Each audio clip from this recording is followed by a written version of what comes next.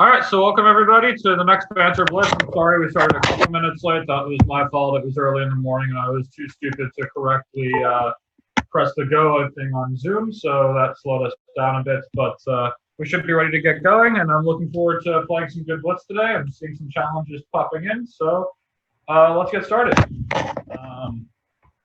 So I'm going to play with, let's see, Master Candidate. Yeah, okay. Here's someone with a high rating. Let's play. So here, okay. So, good luck to you, Sergey Rachmaninoff. Let's play E4 and hope for something fun. And then,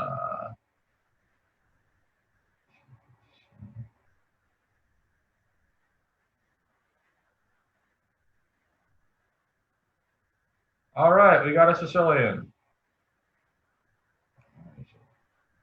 There's the window. Okay, so open Sicilian, of course, because that's how you're supposed to play chess. Sorry, I'm just trying to set up these windows so I can see the chat more easily. Here. All right, so let's go D4. Okay, so Murksy Vines. I played a game like this with Vorobiev where I sacked all my pieces completely unsoundly. So maybe we can do something like that again. So what do they play here? I think it's like bishop E3, and then queen back to D2.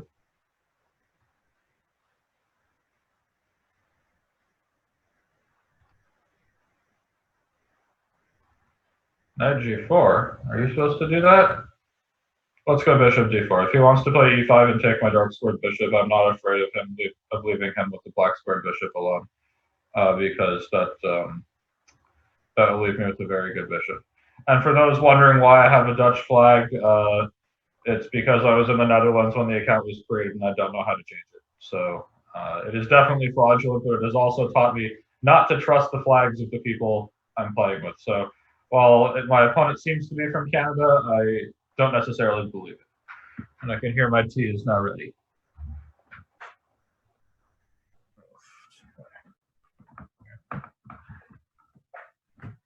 All right, so queen b6, he's threatening checkmate. I should probably avoid it. I'll just castle.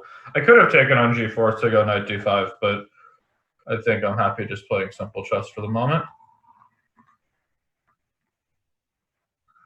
All right, yeah. There should be no further distractions. Okay, so knight f6. Let's just keep centralizing my pieces. I don't yet know if I want to go for f3 to keep solid or try to launch an attack with f4. It will depend a bit how black plays, but I think rook a d1 is going to be part of my plan no matter what. So yeah, here, I got some comments from the last time that I wasn't doing enough interacting with the chat, so I'm going to try to do better at that today. So if you have questions or whatever, please feel free to write in the chat. But I'm not. Sam, this is Pascal here. Sometimes I might chime in just for fun. Yeah, sure. Do you want me to change your flag? What flag should we make your flag? United States would be nice. That's what I thought. That's what I thought. Are you? Where are you right now? Do you want to tell us a little bit? Yeah, I'm in California. I'm at home. I'm locked down, just stuck at home. But you're in the Bay Area, right? Yeah, that's correct. Yeah, it's one of the probably tougher places right now, right, for this crisis. Yeah, I mean, I'm fine. It's just you're sort of stuck at home. So, for example, I look extremely disheveled because I've needed a haircut for a while. I'm like, there's no place to go get one. But, Yeah, no, I understand. Do you have and I'm sorry, I'm going to bug you while you're playing, so hopefully that's okay. Obviously, you can stop me at any time. What do you think? What do you think of the candidates so far? I mean, Fabiano had a kind of a when I saw he had all this time advantage and he seemed to still be in prep. I was like, oh, he's probably going to do really well. But then turns out like a few moves later he was just losing. Yeah, I don't know. I mean, that was a strange game that I didn't really understand so well. But I mean, I think that he's probably. Honestly, it's funny. The guy I think has looked the best so far has been Gristruk, but he hasn't actually won any games. But that's pretty normal for him. He just always plays really well and gets into massive time pressure. But like he was basically just better like all three games with essentially no resistance. So, I mean, it's still very early. Anything can happen. I mean, my favorite before the event, like many others, would have been Ding Liren, but then when he had this slow start, we also have to keep in mind that last candidate's Karyakin had like 2 white losses in the first 4 games, and then at some point was leading. So it's still very early, and anything can happen. It's really a wide open tournament at this point. I don't think there's any clear difference between when it started. It's still good chances for everybody. Yep. All right, I'm gonna mute myself so I don't bug you the entire time. I may be back sometimes. Okay, so here basically what's happened is I sort of doodled around doing nothing, and then at some point b4 came, and now I don't see how black is going to save his bishop without losing material. By playing rook a g1 and then rook back to b1 was certainly not inspired, but it's not like I'm terrified of black playing rook d8 and rook d7 in the meantime, like doubling on this pawn. So yeah, he had to try something like that, but he's still going to lose an exchange. So he's going to get some very good dark scores after queen c5, but I don't think that it's going to be enough. This exchange is going to be very good because I have good pressure on the d6 pawn. If he plays knight d4, I'm definitely sacrificing. Yeah, so we'll sacrifice this, and now c5 will come, and that's that. Once I get these pawns like that, I should be easily winning. Yeah, so that was Pascal on the line there, and hopefully making things a little bit more fun and interesting, having another voice to talk to you. All right, so this guy's found at least a sort of okay chance to try to resist, but I'm going to go e5 instead of c5 because now I have king e7, I'll have queen h4 check, and that will cause further problems because the king doesn't have a great place to go. And now after queen f6, I'm still going to take his pawn because he can't play queen e7 due to the mate on h8. So here I'm going to be 2 clean pawns up, and that should be enough for me to put this game away. So in the Battle of North America, I have prevailed, at least for now. And someone saying Pascal Charbonneau, that's French, and let me tell you, les Québécois ne sont pas français. But yeah, how am I doing with quarantine? I'm hanging in there. I mean, honestly, my life hasn't changed that much. Like, I mean, I'm staying home, of course, but beyond that, there's not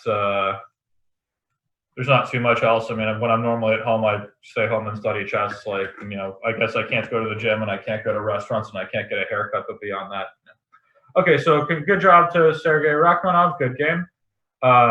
Let's go play another one. See who wants to play. Looks like we have try to play a wide range of players. All right, let's play with Master Candidate with a C instead of an S. Let's see what he wants, what this guy's story is. So good luck. Oh, okay, so we're out of Sicilians. Let's play the Semi-Slav because I recently did a course on that, and we'll see how well it holds up. So knight f6. e3, that is not a particularly aggressive move, but I'm just going to go c6. I think this is what I recommended in my course. So bishop d3, and now bishop g4. And here we have a version of the Slav with bishop g4, where white has already committed to putting the bishop on d3. All right, somebody wants me to play at least one French defense today. I don't have the highest opinion of the French, but I'll do that at some point. Okay, so this guy is sort of begging for bishop takes f3 and then e5. I probably don't. I don't have to do this, but I might as well. And I'm breaking in the center pretty nicely. And here, I kind of like my position. I'll probably put my bishop on d6. Putting the bishop on c5 makes some sense too, because like he probably wants to break e4 at some point. But here, I think this is very comfortable for black, just because my pieces are very good. I'm not particularly missing a light squared bishop, and he can't really challenge this knight on e5 to make his bishops count. All right, so that seems like it's asking for trouble. Maybe I can't punish it, but if I play rook a d8, the problem is whenever I take on d3, he's going to take on f6, and then that becomes a little bit annoying. But I'm just going to play rook a d8 and centralize my pieces and figure everything else out later. Just one move at a time is usually a good policy. So rook d1, and now it feels like there should be some kind of tactical resource but I don't see it, so I'm just going to proceed along and develop normally. I could play bishop b4 and challenge this bishop, but I don't know. This looks pretty equal at this point, so. And this is one of those positions where maybe I should have had my bishop on c5 so that I could break in with d4. But what can you do? All right, so I'm going to do something a little bit strange. No, knight g6. I was thinking about knight g6, but then knight f3.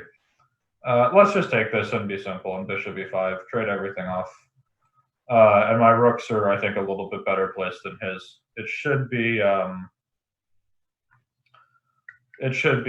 fine for white, but you know, like at least I can maybe put a little bit of pressure. So I don't want my pawn to be pinned, so I can play queen e7.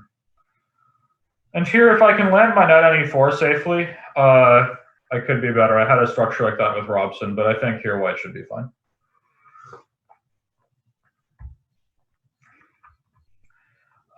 So rook c1. All right, let's go ahead and put the knight on the nice square. So if I get queen f6 in, and then he will not be able to move the knight on f3, that's when I'm starting to think I could end up better, because then I could start playing g5 into h5, and it's not so easy for white to deal with this threat. My knight on e4 is pretty good, and if I can take over the d file permanently, then like black's going to be pleasantly better. But it's still, there's reduced material, and it's not going to be easy to do very much. So rook d8, and go chop chop on d5. Oh, have I blundered queen c8 at the end? Yeah, okay, so he can actually take twice on d5 here, and then go queen c8, which is a pretty bad blunder on my part. But that endgame's still probably not so bad for me, because I just have the one isolated pawn. Looks like he missed it.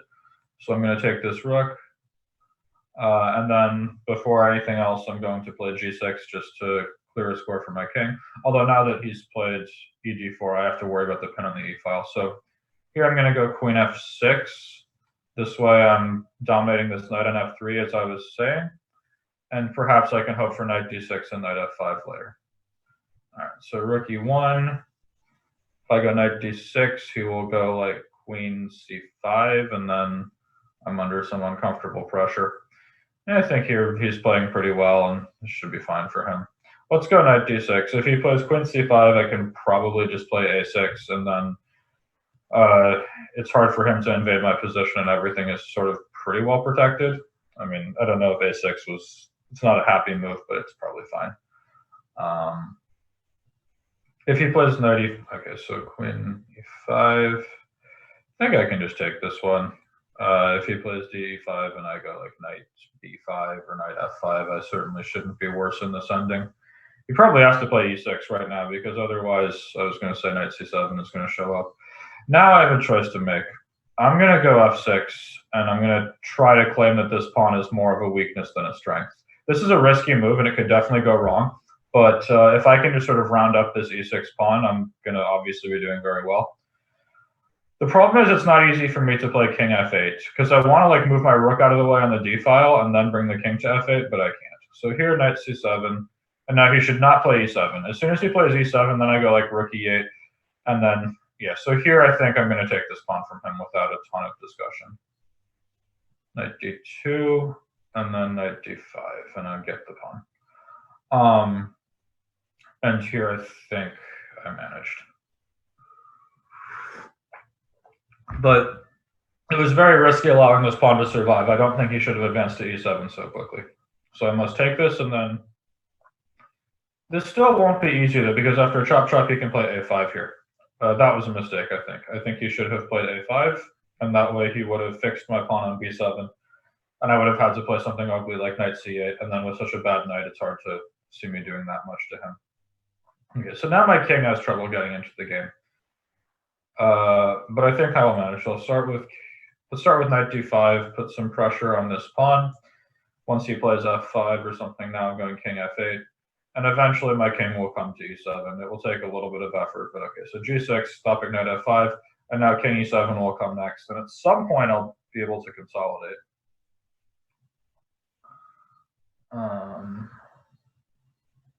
Okay, a5.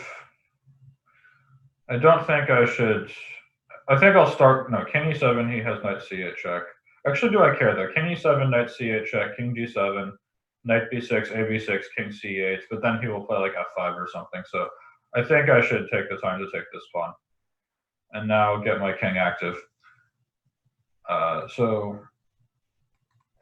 so at this point, actually, he is annoyingly active. Let's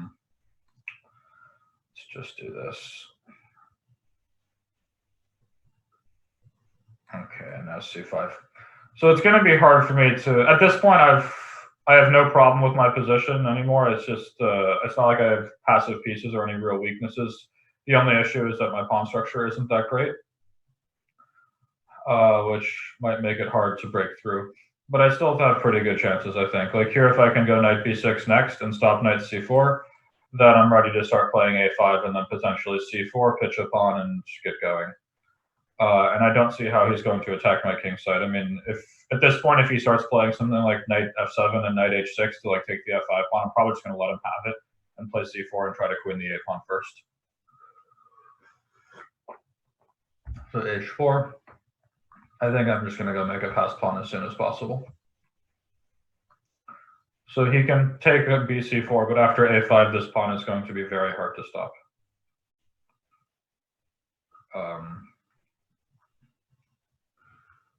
Chop, chop. If he plays king d3, yeah, that's a pretty good move, actually. So if I go a5, king d4, a4, a3, he has c5 check, and that annoys me. So I'm going to start with knight d7 and challenge this knight. And then I think the pawn on game is winning for me if he were to play king d4, so he should avoid that, but it's also not that easy to suggest another move. Okay, so c5 check. Ah, he tricked me. All right. Am I still winning this, though? Because his knight can't move. Is he going to be in Zoot's pawn? Let's try h5.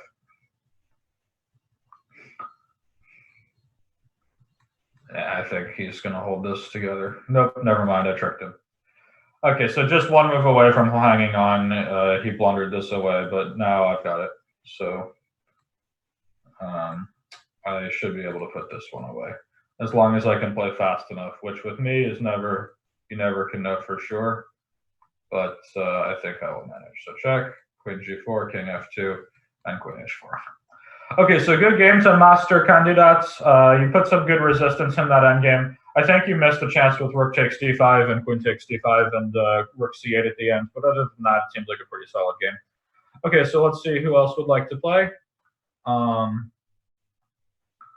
Let's play with, I don't know, Zonnebloem. Okay, so good luck to Zonnebloem with the flower. All right, so let's keep playing this this Slav. Okay, bishop f4, London system. I believe I said c5 was the best move, which I stand by. All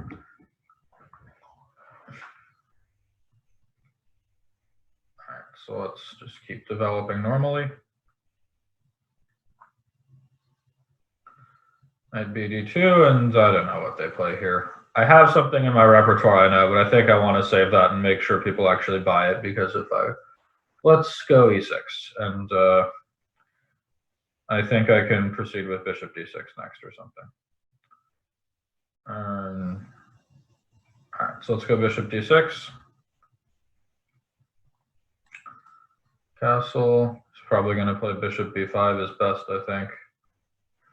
I lost some gruesome game to Kamsky here with after queen e7 and knight e5 and knight d7, knight takes d7 is tricky, but I will not fall for this a second time. That's that would be foolish of me. But here I think that these positions are good. This was recommended by Boris Avruk in his book. So e4 already. I know e4 is a common idea here, but doing it this early, I always wondered. So I can't play cd4, then e5 is going to hurt.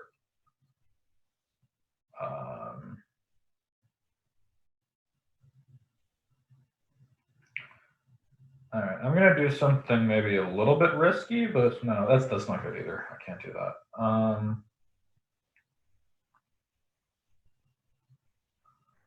Alright, I think I'm supposed to just go bishop e7 so that I can meet e5 with knight h5, but these positions always struck me as a little dangerous. Like there's this line e5, and after knight h5 he can play like knight g5, and then this looks dangerous for me. But let's just do it because I don't know what else. It's knight g5, take queen h5, and then like I win a pawn, but it's crazy dangerous. So he's played a3, which I don't fully understand. Let's just go g6 to blunt this bishop in advance. And I may well play f6 next because I want to break out of this bind.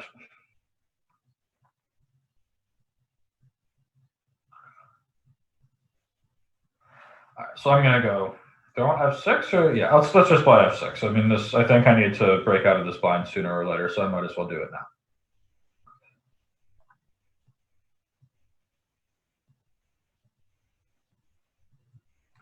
All right, so chop chop, and here we have this structure where it's going to be a little bit hard for him to defend d4.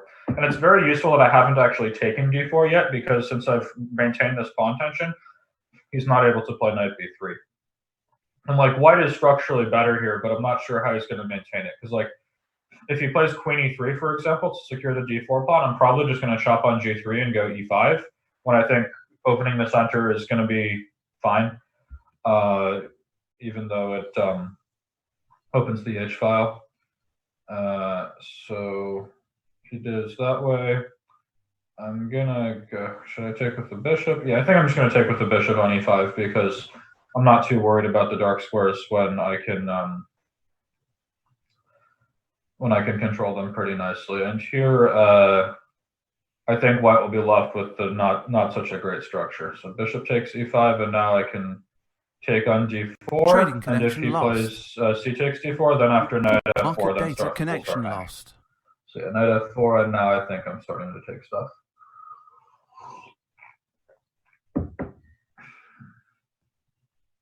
And now I like my position. So this opening probably didn't go that great for me, but it seems like I managed to get out of it okay.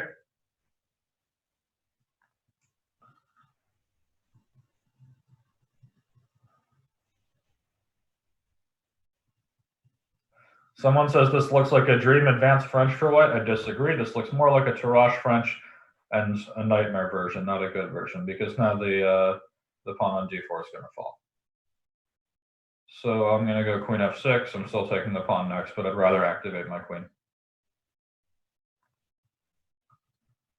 He probably should play rook c1 and just get this rook to c7 somehow, but it's not easy to do.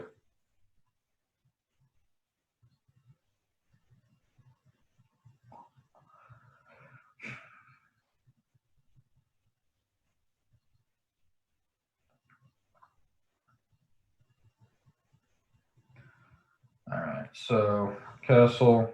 Now, yeah, I gotta just take this pawn. I'll take with the rook on d4. And now I'm started regretting that I played queen f6 because my queen would be better on d6 for exactly this reason. This rook c1 move is pretty annoying, and the rook will probably get to c7. So I'm gonna, if I admit that I lost time with like queen f4, then after g3, queen d6, queen e3, my rook is in danger. So I think here I've sort of messed this up a bit, and white's probably only a little bit worse, despite the pawn down. So I'm gonna go queen g7 looks very artificial, but maybe necessary. You know what, I'm just gonna go for it. e5, let's take all the center and hope that the c file doesn't matter so much. I mean, this is risky chess, but it's probably not the worst.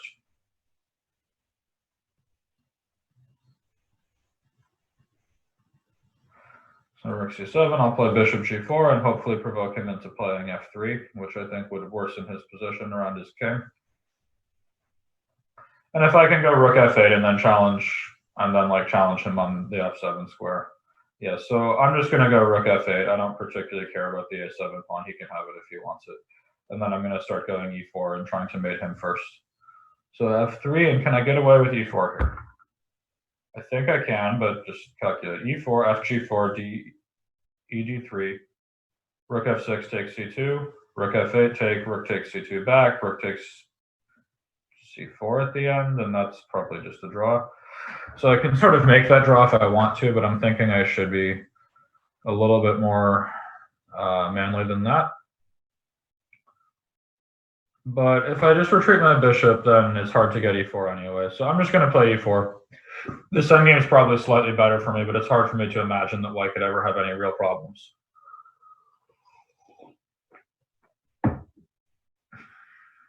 So, but okay, I will be slightly better, so I should just do it and go with it. So fe4. Oh, did I just blunder that completely? What a dunce I am. All right, it's early in the morning. I need to make excuses. Yeah, I just blundered fe4 completely. Okay, so let's go. At least here I'm not busted, because after queen g5, I have no, now I'm busted. He's just taking my rook with queen f2 check. Okay, so I think I've lost my first game in Banter Blitz. I lost one before on time, but that doesn't count. But yeah, here if he just takes f8 and queen f2, I am certainly done for. So I think that would be the end. All right, so that'll be the end of that. Good game to Zonabloem. I don't know why I played e4 and suicided, but well, he punished me very nicely, so must be commended for immediately taking the chance when it was given to him. So let's play with somebody else. Let's see. At chess, let's play with you.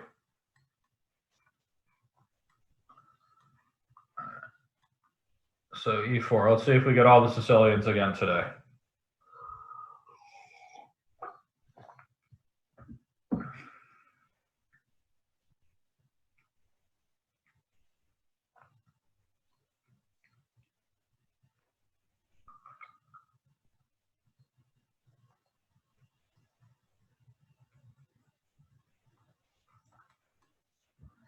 All right, so after a small delay, it looks like we got ourselves a Sicilian. Let's go play one and see what happens. So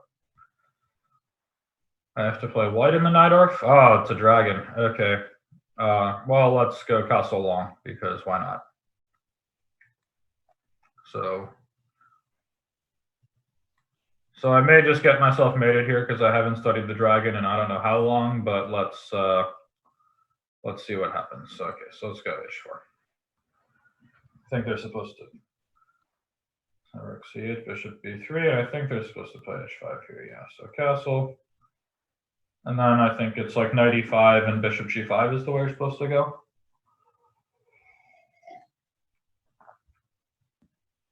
It's like rook c5 here. Okay, so if I'm not wrong, the way white plays this is just throws g4 and hopes for the best. So we'll have to see if that works. b5. I don't know if you're allowed to do that yet. I guess I can't really see why not. But that's so if I play bishop back to e3, can he move this rook somewhere? I don't know. This is why I shouldn't play the dragon. I quickly have a position I have no idea about, and then just gonna get crushed. Okay, let's just go g4. We're playing the dragon. This is not the Catalan boom boom. h5. Attack. Hope for the best. So d1, let's go knight d5. Rook e8, and now I'm gonna go bishop h6. Challenge this bishop and maybe look for rook takes h5 later.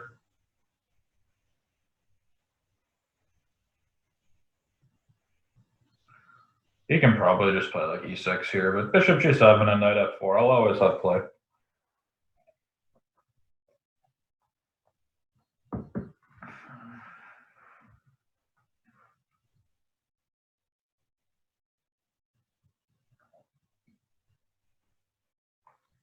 So for those who think my mouse is in my face, that would be a teacup, not a mouse. This is a mouse. This is a teacup. These are different things.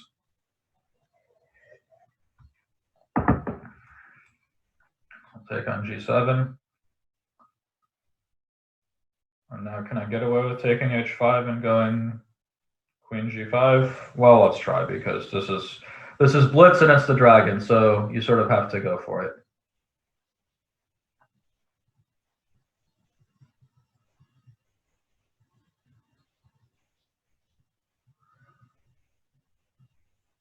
I mean, he has to take my rook here. I mean, he shouldn't waste his time. He has to take the rook and play knight g6, but then knight f5 check will come, and it's going to be very dangerous for black, but maybe he's not dead. I mean, we'll see. So check, knight g6 and knight f5, and then after e6, I will have f6 and mate, so he has to be careful.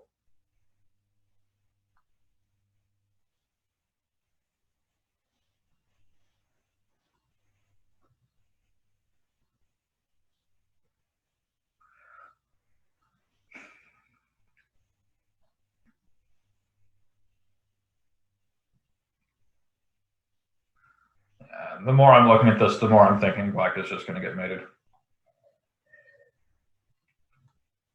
So knight f5. I don't think he can let this knight live. But I guess you can just take on f5 and then just leave the knight on g6, use it as a glorified pawn, and hope that it holds. But, I mean, if you play the dragon, this is sort of what you're signing up for. What is the name of my hairstyle? The name is the coronavirus keeps me from getting a haircut hairstyle, because I've been wanting to get a haircut for a while, but every place is closed. My hair is way too long. It needs to be cut, but, well, it's not happening very easily. My tea mug seems to be empty. No, there's tea in there.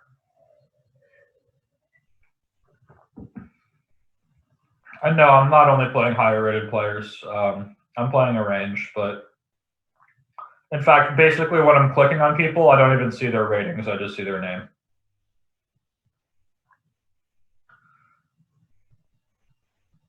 Okay, I mean, it's I have a place I always go to for haircuts, but obviously I can't go there closed. So, okay, rook takes d5. Oh, that's actually a pretty clever move, because now he is ready to play e6 next. So I'm going to have to take this way, and now after e6, it looks like he's sort of surviving the attack. But still, after queen takes h5, I have good compensation. If he takes on like f5, for example, and I play queen takes f5, his king is still very open. Or if rook h8, I have queen takes g4. So, yeah, the dragon is a very stressful opening if you play it as your main thing, but it's not as bad as people think. Like, Hikaru won a fantastic game in it at the end of last year's U.S. Championship to basically to put him in position to secure the title. All right, so queen e7. I'm just going to start taking stuff. Check. If he wants to block with the queen, I will take on a7. And that's a pretty nice pawn to go up. It's much more valuable than the d pawn. So now queen b6. And if he goes queen e2, I'll probably just give queen d4 check, or make sure that my rook doesn't hang. Queen back to e5, I imagine, and now, like, let's go queen d2, I guess, and he can't threaten the queen exchange again. So, and here the problem is, like, black just has long-term safety problems with his king. So, for example, I'm not going to checkmate him here. I think this much is clear, but his king being so open means that it will be hard for him to defend all of his pawns. So let's go queen f2.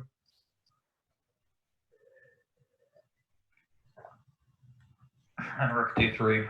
And now everything's more or less defended. And if I go like a3 and then my king is safer than his, I'll be able to start like going after the b5 pawn. Yeah, so here I'm going to go a3.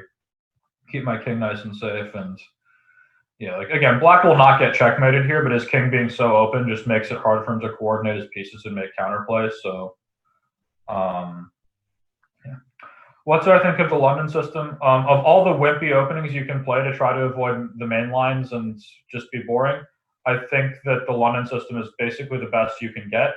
And Magnus has played it quite a bit to some success.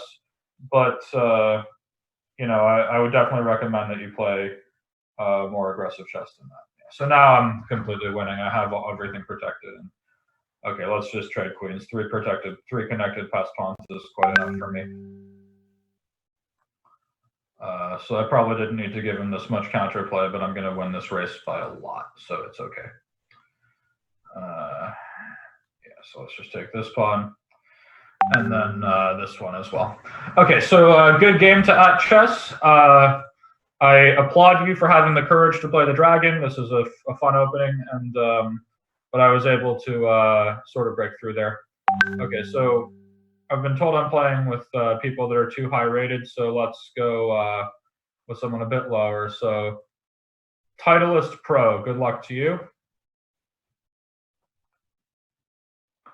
All right, so let's keep playing e4. See if we get more dragons. Ah, French defense. All right, so let's play knight d2. I've had a lot of success with this move in the past. Ah, Rubinstein, okay. All right, so I'm done with my t. I don't know what people do now. What is it? Knight f3 and then bishop d3, something like this. Okay, let's just take on f6 now. I think it makes a lot of sense to take on f6 exactly when black plays bishop e7, because then he can no longer play bishop d6. So let's just keep developing. And castle along here. So he can probably like take on f3 and go queen d5 to force an endgame immediately, but I'm not scared of that. All right, so boom, boom. We don't play the, I mean, when you play against the Rubinstein, you're supposed to just attack, so that's what I'm going to do. F4, and now gain all the space. You probably should play c5. Yeah, I don't know if I should have allowed that, but I'm tempted to immediately just start throwing stuff, but I probably should be a little bit more patient.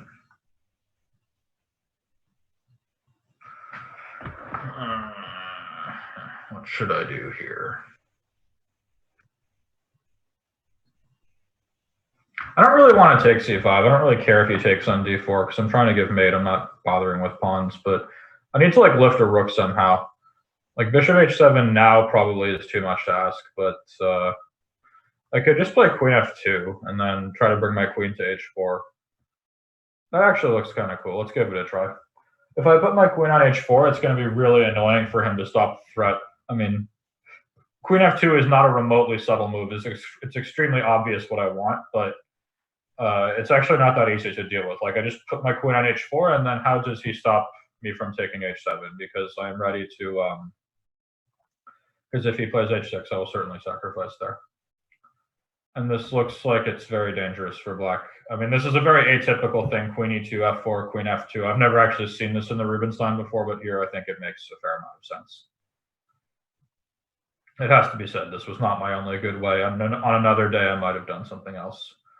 So rook e8, so queen h4, h6, I take it, and I don't see how he's going to get out. So I'm just going to go queen h4 and start the attack. And if he plays h6, I'm definitely going to sacrifice because that's the way he should play this opening. What's my take on Jan Gustafsson, Peter Heine Nielsen's youth? There's no real principles. To each his own and hope for the best. In some ways, I agree. I think it's very clear there are some things that will not work. Like if your training regimen consists of putting vodka in your cereal, I don't think that you're going to become a very good chess player. But yeah, I mean, different players will have different strengths and weaknesses. I mean, I've always believed that a good chess player has to be well-rounded, and that if you're not well-rounded, you're gonna just have trouble like doing anything. And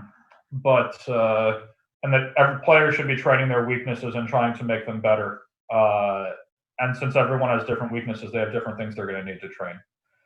All right, so here I want to take on g7, and I'm just trying to make sure it works, but I think it does. So I'm just going to go for it and have some fun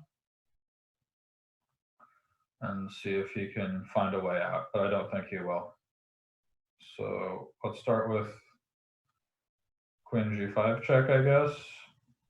And now I don't see how he's going to escape. This looks winning. So chop on e4. And now queen h5, and I don't see how he stops the twin threats of queen f7 and queen h8. So this should be crushing. All right, so I'm getting to throw stuff at the kings today. So to Zealand's in, a suggestion was not to learn openings until reaching 2200. Well, there's learning openings and learning openings. You can't come to a chess game and have no idea what to play on the first move. But there's also not. But you also can't just like try to learn like world championship level prep to move 25 when you're 1500. That's not going to help you very much either. In general, when you take only extremes, you're going to get something bad. My recommendation would be that you only buy my DVDs and video series and whatnot, and books to learn your openings that way. Don't worry about anything else. That'll do you just fine. All right, so let's play with Wu Yug. But yeah, I don't know. I mean, there's a lot of different ways people can improve. The one thing I would recommend about the opening is that you want to play a wide range of openings, because I think if you limit your understanding to just a certain kind of position, that that you don't become a well-rounded player. So, for example, I don't want to name any names, but I know some guys who, like, for example, with white they just play d4 every single game, and with black they'll only play like, I don't know, e5 or the French or something. And basically, because they've never played a Sicilian with either color, they basically don't know how to play really sharp positions. And so, or there's other guys who will just play e4 super aggressively every game, or and the Sicilian with black, they don't know how to play quiet positions, and then that's not really great either. Do I like to crush people's dreams for a living? Someone's been watching reality TV. That was heavily edited. I have to say, I did not say it at the moment when they appeared to make me say it. You did not see my lips moving at that moment, but I did say that under a different circumstance. It was to pump up my partner on the show. Have I ever get tired of chess? Yes, it definitely happens. I mean, to play at the level I'm at, you know, I mean, I guess I've fallen a bit for various reasons, but I still sort of consider myself basically a 2700 player. To play at that level, you need to be putting a huge amount of work into chess,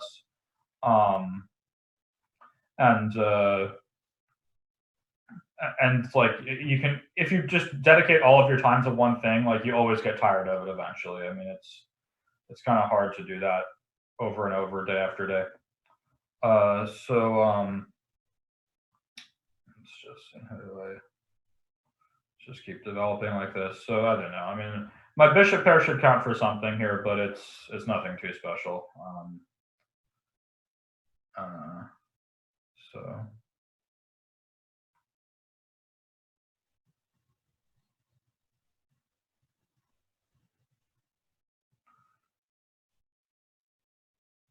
let's keep the bishop here.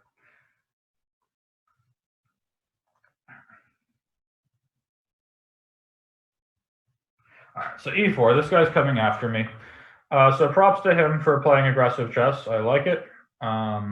If I take everything on e4, his knight on e4 at the end gets pretty good. So I'm going to challenge it with bishop f4 preemptively, so that he has to retreat with the knight and then doesn't end up with the knight on e4, which I think would be a problem for me. And he can't really support this knight. Like if he plays h4 and then I take everything, the g5 pawn hangs at the end. So let's take on e4 now. And at least here I have avoided having a fantastic knight on e4 for white. Now, after bishop takes e4, I want to double rooks, but I have to be careful because if rook e7, there will be bishop takes g6, and that would be a problem. So I've got to be a little bit careful in how I choose to execute that plan. But like, yeah, I mean, what I really want to do is play rook e7 and rook a e8. But if I play rook e7, he has bishop takes g6, which is a very problematic move. Because, or no, he doesn't have bishop g6. What am I talking about? Rook takes e1 will come with check. So let's just go rook e7, and then rook e1 will come next. Rook a e8 will come next. So yeah, now I think I'm very comfortable. If he plays b4, I might just play queen h5. Yeah. So here I'm gonna just go try to mate another guy and start sacrificing on h3. I mean, I'm not much of an attacking player, yeah. So let's see, I'm not much of an attacking player, but I'm getting attacking positions. Okay, so now I can take on h3 because f3 is hanging. So sacrificing more stuff around the king.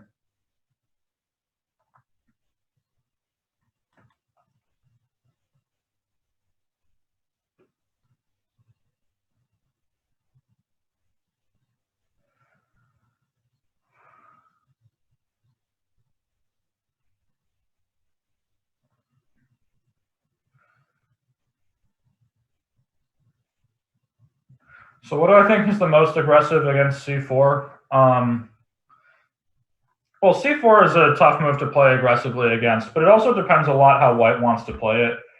Like, for example, after c4, it's funny, but I actually think one of the most aggressive moves is c5, because it sort of punishes white for not playing d4 or e4, and like neither one of those moves then really makes sense.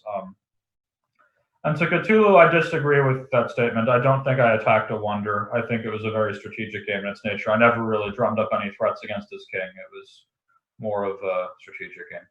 So here I'm looking at a tactic: bishop g2, king g2, queen g4 check, king f1, queen h3 check, king g1, and bishop h2 check. But he can play knight takes h2 and then rook takes e1 check and block on f1 when, I mean, I'm probably just winning there by I don't know, queen g4 and take on d4, but so let's just do it. But he's still sort of alive, so I mean, I'm gonna have to win slowly. This is not gonna be made. I'm just gonna have to win a slow game with queen g4 later, because I'll not be able to break through, but I'll take all of his pawns and his king will be wide open.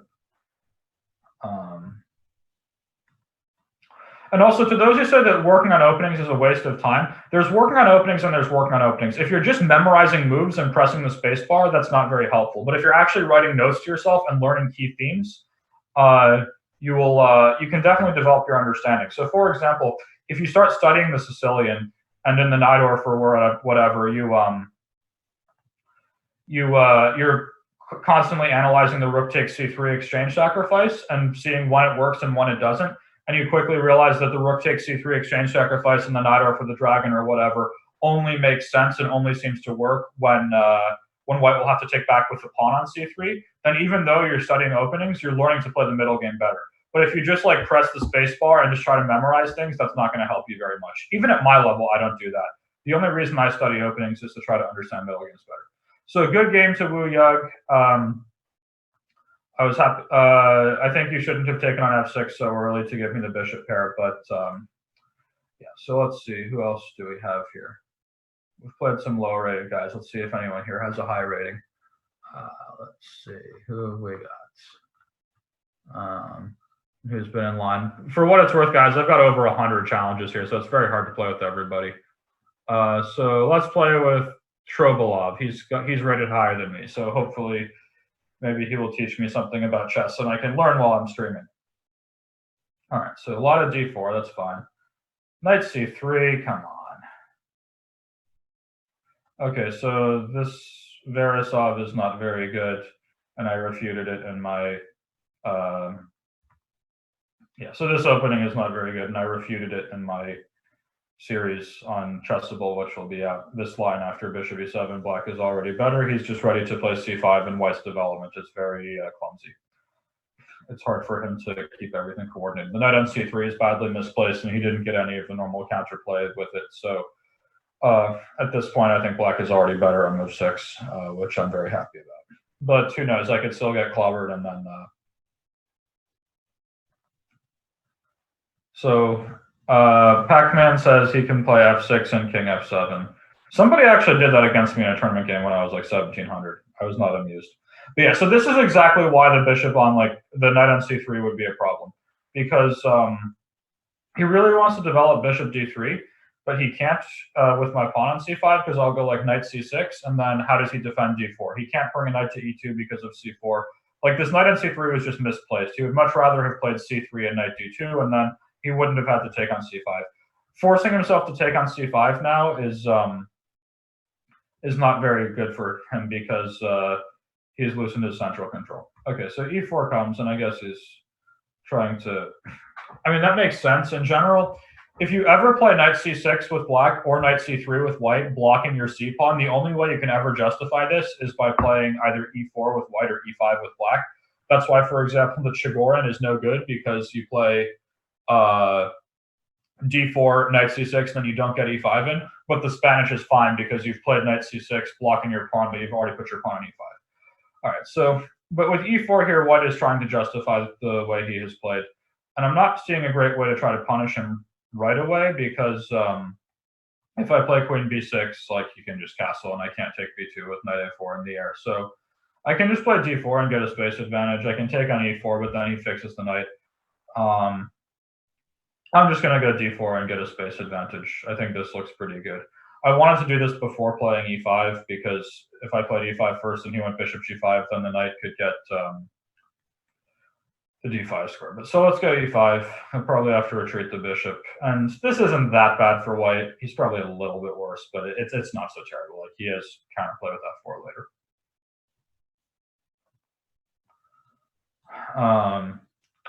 And guys, just because great players of the past played an opening doesn't mean that it's okay in modern times. Like, they didn't have to deal with people analyzing with computers. So, yeah. So here, white's a little bit worse, but it's really not that bad. It's going to be hard for me to break through, and he has some counterplay with f4 at some point, but I still like my position. I think black's slightly better here.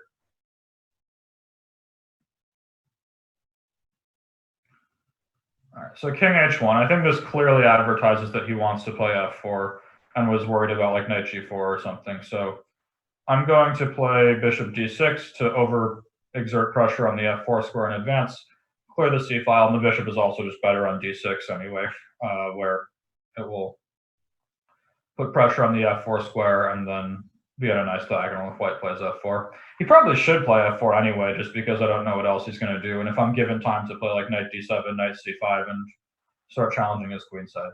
Yeah, so f4 comes. That's not too surprising. I'm going to take it. And now, I don't think I care that much if he takes my bishop on e6, so I'm just going to go knight e5, where my knight is pretty well placed. All right, so knight h5, that looks like a bad move. I think if I take on h5, hang on. If I take h5, if queen h5, bishop g4 traps the queen. If knight h5, bishop g4 also looks very bad for him. So after knight h5, he has to play knight e6, and then I think I should be winning after queen h4. That I don't think he'll stop that attack very easily. Maybe he can play bishop e1 though. And then queen h2 looks fantastic, but it's not going to work. Okay, so this move seems like it's just begging to get checkmated, but I'm not seeing immediately how to punish him. All right, let's just take on h5. He has to take e6, but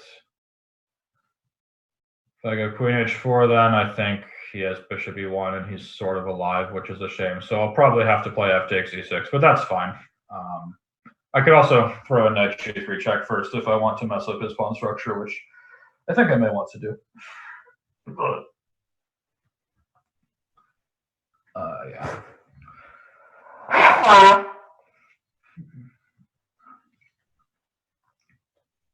It's a real shame that after knight e6, queen h4, I'm not checkmating him. So knight h5, this looks like it's just begging to get crushed. So for example, I can go bishop g4, and then he will have to play bishop e2, and then I play queen h4, and I think this looks basically devastating. I think it's going to be very hard for him to hang on here.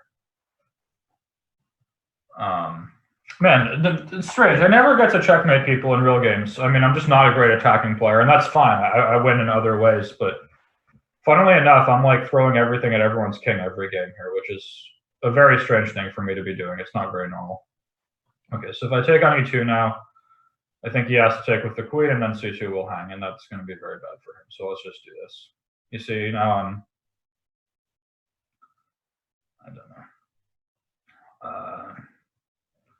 Who's going to be the odd? I don't know. I mean, technically, I'm not even making the team now anymore. It's kind of sad, but it's like, I mean, it looks like the next Olympiad I won't be there, which is a shame. So g3, yeah, okay. So I'm not going to mate him, but I'm going to win an endgame.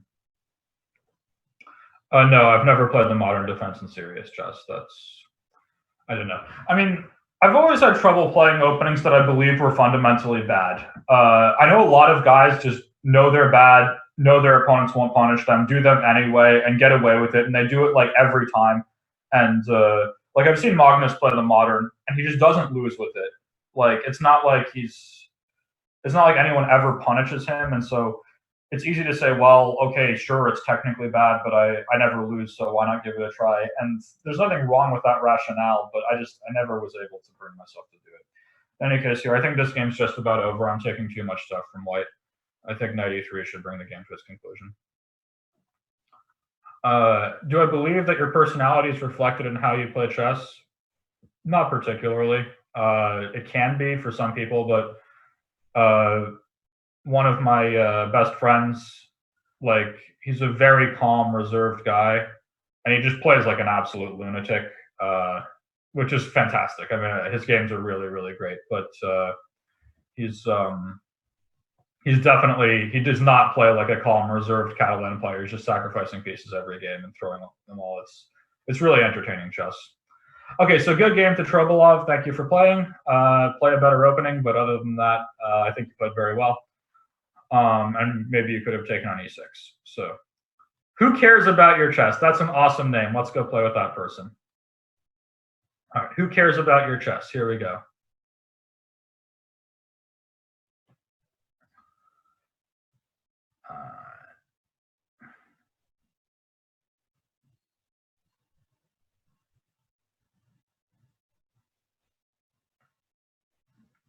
Okay, who cares about your chess? It's a fitting name because he seems not to care because he's not playing. So I'm going to give him 5 more seconds to start the game before I abort. So 5, 4, 3, 2, 1, abort. Okay, so who cares about your chess? Your name was very, very fitting, I have to say. I'm impressed. Let's see. Who can I play with?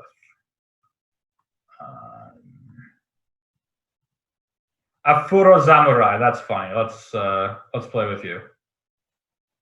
Oh, and you have a very high rating too. Wow. Okay, so we have a good game. 3,000. That's really good. All right.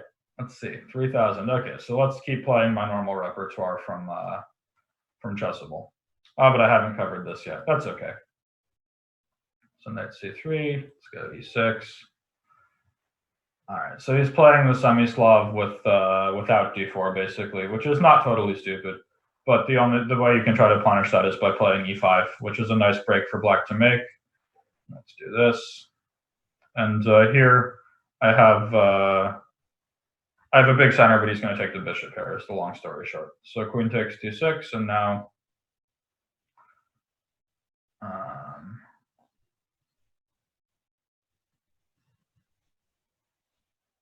let's see. Okay, so d4, let's just start throwing pieces. Knight e4. If he wants to take on e5, he can feel free. I'm going to go queen b4 check and bishop f5 and start threatening stuff. I don't think this move is supposed to be very good, but it's going to be fun. It's not easy for white to defend.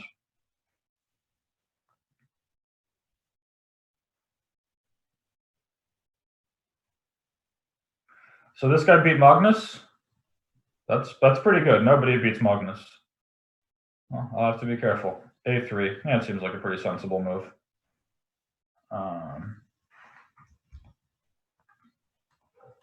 So let's take on d4 and get my bishop to f5. And like strategically, I'm obviously just worse here, but I'm banking on him being unable to complete his development before something bad happens, which I think is potentially a very reasonable goal. So like here, if I just play, I don't know, like f6 or something, and like white goes bishop e2 and castles, like I'm probably just going to be worse. So I'm going to go nuts and start throwing stuff. Like he can take g7 if he wants it. Like I think I need to just prioritize development because my position is suspect, so I have to throw stuff.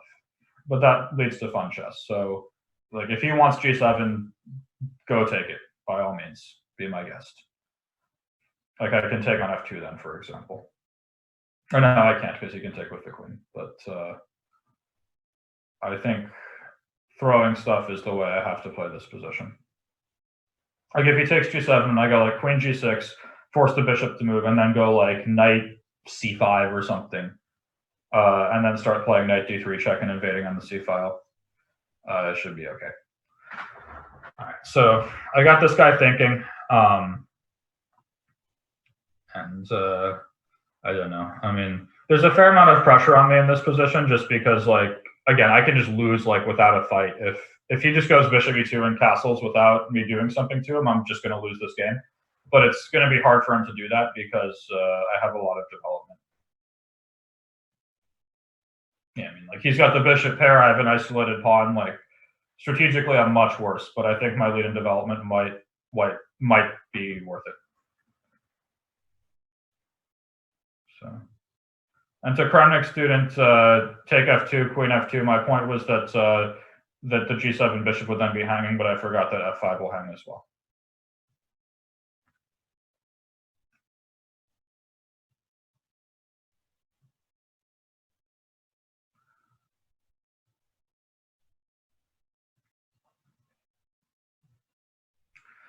So this guy's really thinking here.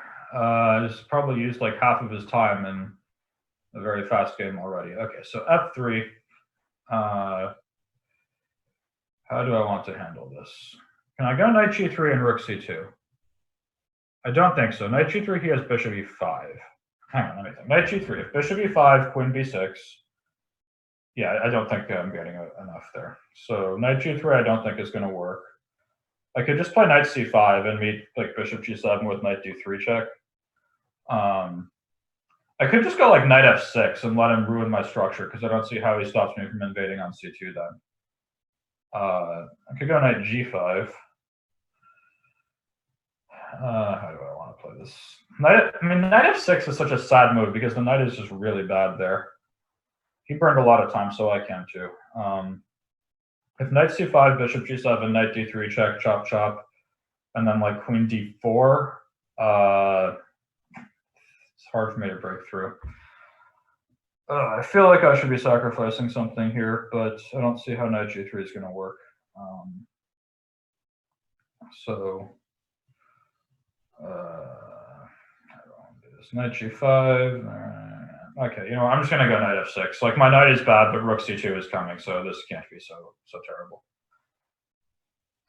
He cannot stop rook c2 very easily, so that should be like he can take on f6 and mess up my structure for sure, but I just don't care. I mean, I was hesitant to play knight f6 just because the knight is really bad here, but since he cannot stop rook c2, I think it's okay. The problem with knight c5 was it blocked me from playing rook c2, and then he could have gone bishop takes g7. I could have done that and then like taken on b3, for example. But yeah.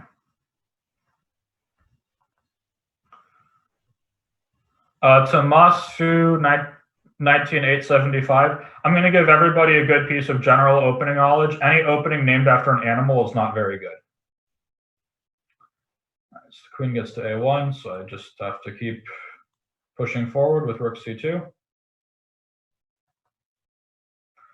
right, so he's threatening to sort of complete his development. And this is what I mean. This is the position where like my knight is just really bad, and that's a problem. I need to like improve this knight somehow, and there's not a great way to do it. Let's go queen c6 and just start threatening rook takes c2 or something. All right, so now bishop d3, and I think I'm putting a fair amount of pressure on him. And am I winning a piece now? Wait, queen a6, and he has queen d1 or something? That's annoying. Yeah, I think white's getting out of this. I mean, I'm definitely not worse, but all right, let's. He's about to play queen d1 is a problem. If I go queen b3, yeah, I think I can go queen b5. Now, if he plays queen d1, I'll take everything and take on b3, and then his queen is locked out. He should be okay just because his bishop is better than my knight, and he can like take on a7 or something. But yeah, I think this is pretty equal and likely to end in a draw. Okay, bishop f6, and now bishop e2, and I think I should break through on the second rank pretty easily. This should be bishop g7, and now bishop f1, and that looks like the end. Rook takes g2 is coming. And then I don't think his king will survive. So I thought he should have played, oh wow, is his king surviving? Maybe. Chop, chop. No, this is winning. So take, and then I take his, I I take his bishop, and after rook f1, I have queen e2. That's the win. Very nice. And here, white is lost. So yeah, queen e2, and it's.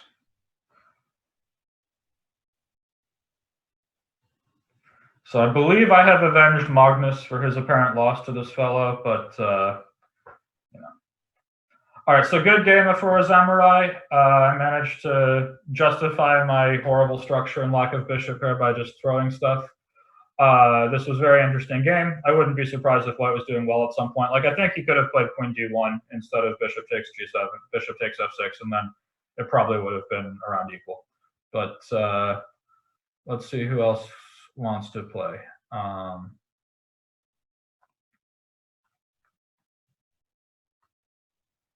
All right. Dread Pirate Roberts. I like the reference. I liked that movie when I was a kid. So let's play with you. Okay, so good luck to Dread Pirate Roberts. Let's have a good game. I'm getting lots of d4 today. So today is not the Sicilian day, but let's see what we get here. Okay, so I'm not going to say what I recommended in my course, but I'm just because you're going to have to buy it when it comes out. But I did analyze this pretty closely and carefully in the course. But there is a key idea there. Anyhow, let's see what happens. I've been playing this bishop f5 move a lot recently. It's a little bit suspicious to give up the bishop pair like this. Like, he should go knight h4, of course, which he does. And it's a little suspicious to give up the bishop pair like this, but white's king side becomes a little bit weakened. And here, I think that, I've played this line with some success, so I'm happy with it. All right, so g3.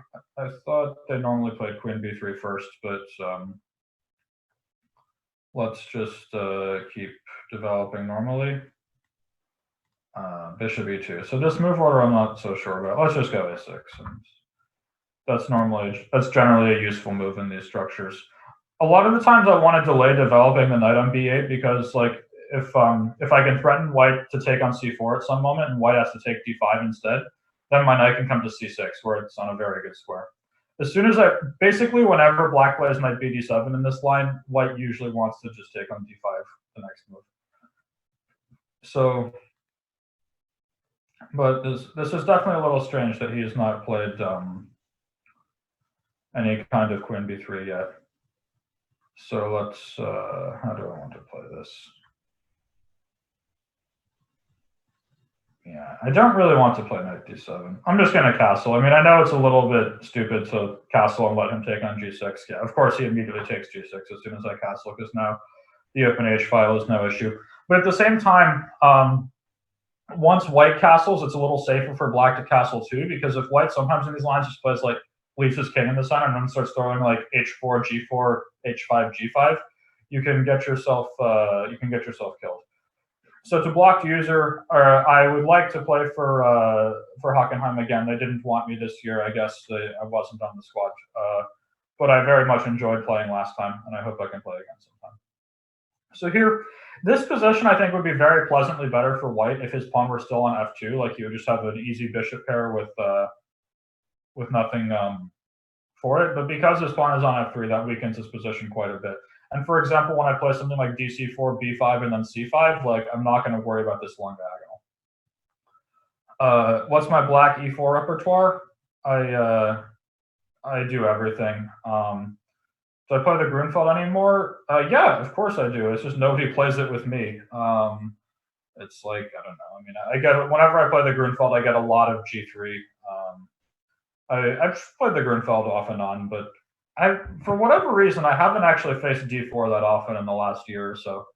I've mostly played against c4 and d4. All right, so let's go with this b5, and now I'm hoping to play c5 soon. I'll probably play like queen b6 next. Yeah, let's go queen b6 here. Now he cannot comfortably play e4 because of rook d8, and I'm ready to play c5 next. I don't want to trade queens. Like, I think one of my best sources of counterplay is that his king is, again, like, he's not going to get checkmated here, but his king is a little bit a little bit shaky, which can be a strategic liability if the queens are still on the board.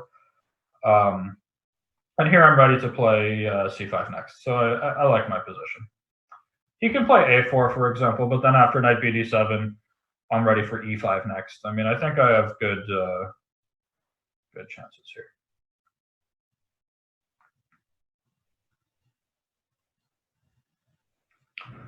But also, just in general, I play a lot of different openings, so I'm not the guy who's just going to like play one opening over and over and over again. So just because I publish something on a line doesn't mean I'm going to play it all the time myself. All right, so queen b3. I guess if c5, he now has knight a4, so I should play knight bd7 first. But I still don't think he's going to stop c5. Okay, so he goes a4 instead. Now, I could play c5 anyway. That doesn't look so stupid, but I think I'm going to go with e5 instead and break open the center this way. So d5, knight e5, and yeah, this position I think is probably a little more comfortable for black, actually.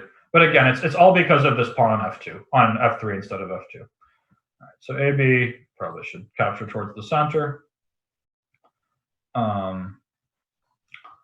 All right, so it looks a little strange to just abandon an open file, but I don't think the A file will be that good for him, and I'd rather just put pressure on his position this way.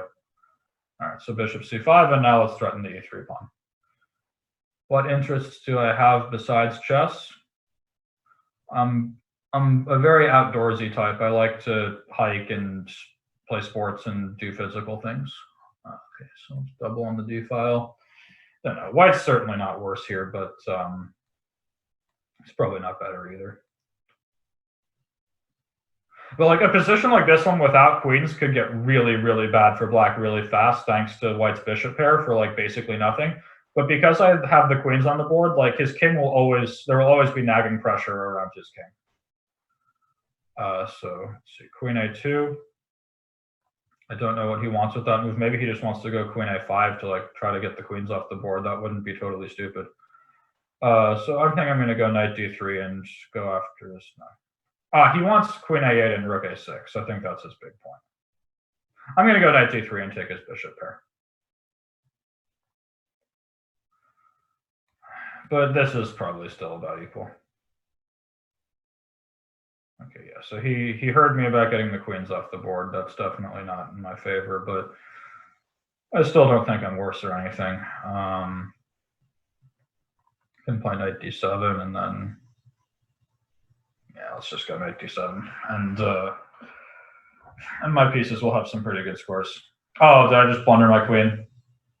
I think I just blundered my queen. No, okay, I can play bishop f8, and then bishop, yeah, let's go bishop f8. I blundered rook a6, but now my queen gets all up in his face. And now actually, this is what I mean. Like, out of nowhere, white is just checkmated. Like, immediately checkmated because his king was a little bit open. I mean, and no, he didn't need to blunder into this, but like, he didn't need to blunder into checkmate like this, but the point was like the strategic move that he wanted to play, rook a6, like suddenly became impossible. And this is just sort of, at some point, this pawn on f3 always sort of harms white's position. I mean, he could have played bishop f2 and he would have been fine, but bishop f2, there is rook d2. It made it hard for him to achieve his strategic goals. If that pawn were on f2, it would have been a very different picture. Okay, so let's play with somebody else. Who wants to play? Let's see, how about, all right, Rian Shah, let's play with you. Okay, so good luck to Rian Shah.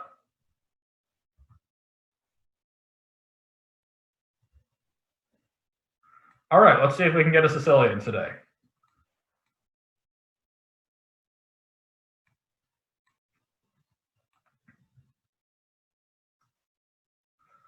All right, so let's keep playing the Najdorf like I was doing all of last time. In fact, it's funny. I noticed that last time I was doing the Banter Blitz, I played 4 open Najdorfs, and I did not castle in any of them, which I think is kind of amusing.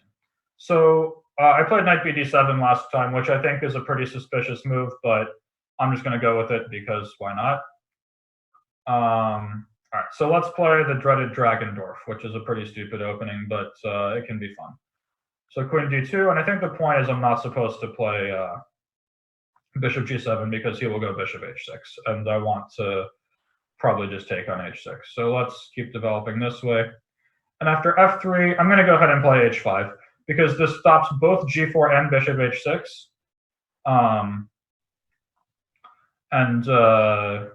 And that makes it hard for white to execute his plan. So I think I'm supposed to just go like rook c8 and bishop g7, and here and delay castling, basically, I think is the way I'm supposed to play. Because as soon as I castle, it's going to be easier for him to play bishop h6. So I don't know. I mean, I don't think he's played it the best. Like bishop e2 and f3 together is pretty out of place, but still, this is probably pretty good for. It's probably fine for white. I can't imagine I'm better yet or anything like that. Okay, so he goes g4, and I think this is ill-advised because now I'm going to smash open the center, and that's not going to work. Yeah, I had a really rough year for a lot of reasons, but as a result, my rating dropped a lot, and now I'm probably not going to make the US team. There's other reasons that I'm not playing on the US team as well, but let's just stick with the ones that are within my control, which is that my rating took a tank because I played badly. So yeah, I could have taken e4, but I'll take it next move. It's not like I'm missing out on anything. And now the whole position falls apart for white. So yeah, let's just say there's reasons outside of my control that I'm probably not going to make the US team. But if I had like stayed 27-30, which I think I am that strong, but I didn't play that well, I didn't prove it, and that's completely on me and within my power to fix. I would definitely make the team, and because I played badly and lost my rating, that's my fault, and I have to own that and take responsibility. All right, so I don't want to let him play h4, so I'll play rook h3. And now, well, I mean, this is sort of why I didn't want to castle. Like, things have worked out pretty well here.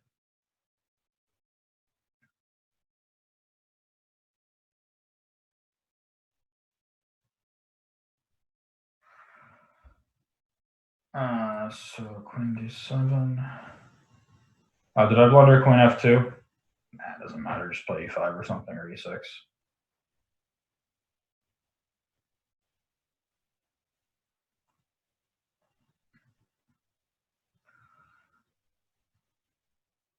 All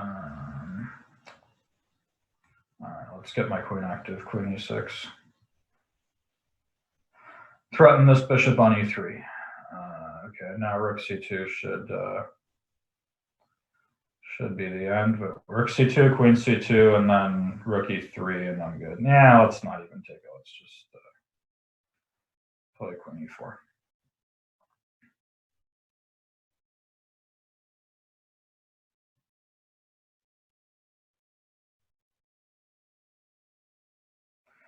Okay, so take on c2, and now I should be winning because, well, I've been winning, but now it's really over because I get this endgame with an extra piece, and that should be that.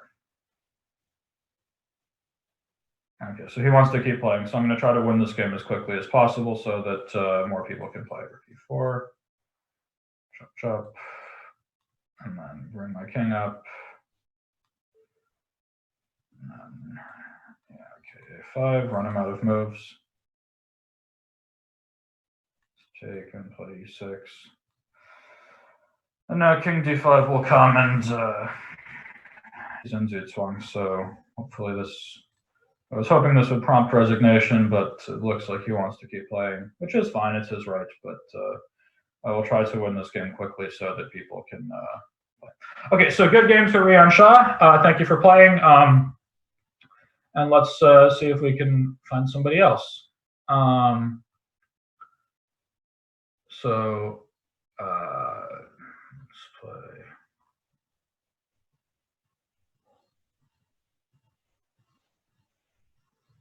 Who should I play with? Let's play with Pita Zeta. Okay, so good luck, Pita Zeta. Let's see how this game goes. All right, so let's keep playing Sicilians because they're fun. Somebody did ask me to play the French today, so maybe if I get another chance, I'll do that. Okay, bishop b5 check. what he's supposed to do here. I think Hikaru is always playing bishop d7 and taking with the knight, and he's pretty good at chess, so I'm just going to copy him. And then I don't know if you're supposed to develop your bishop to e7 or g7. I think it's e7. Just go rook e1 and something like this. And now bishop e7 and now castle. I think this is the way they play, because you don't want to take d4 yet, because that would clear the c3 square for the knight. And I guess we're not particularly concerned about e5.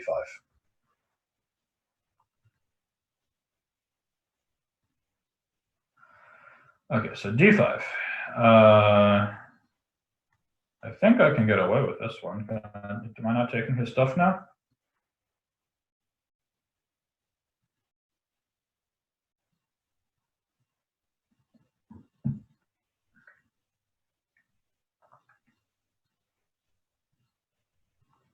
So he has to try like queen e2, I think, just to avoid losing material. But after queen e2, I'm wondering if I can take on d5 anyway, and then meet c4 with knight b4.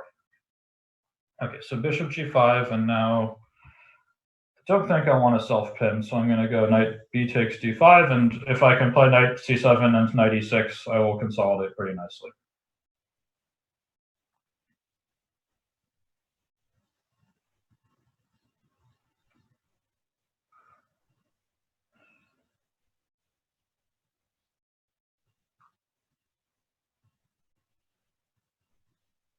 All right, so let's go. Problem with knight c7 is maybe he can take and go knight e4. So I'm going to make one more waiting move and then potentially look for knight c7 later. But he can play knight c4 now, which is annoying. Yeah, he should play knight c4 here, and then I can't reorganize my knight on d5 very well. Queen b3 I don't think is great, because after queen d7, I don't know. I mean, he has some counterplay here, but it's hard to see what's going to come. All right, so I'm going to go h6 and challenge this bishop. Figure out what I want to do now.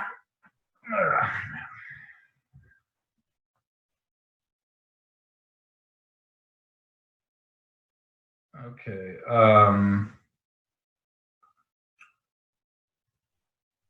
Just gonna go queen c6. This pin on the d file is annoying me, so I'm going to get my queen out of the way. But I'm not quite. This position is tough because it feels like I should just be a pawn up, but this knight on d5 is misplaced. I need to like move that knight and then play d5, and then I'm good to go. But the problem is, as soon as I move the knight, he's going to take on f6 and go like knight e4.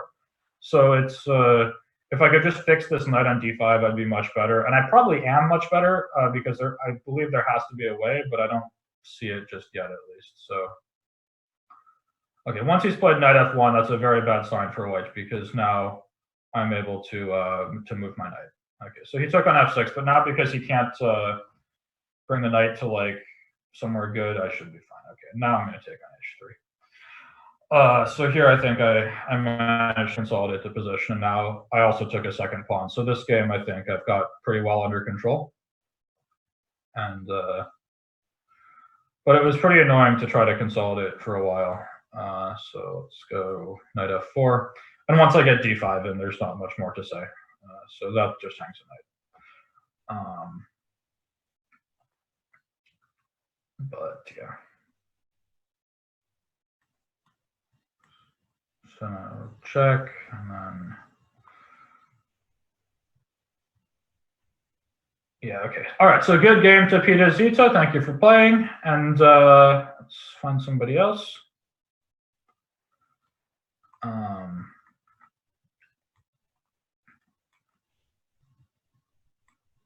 right. Let's play with Der Wickinger. I'm sure that means something in like German or Dutch, and I don't know what it would be.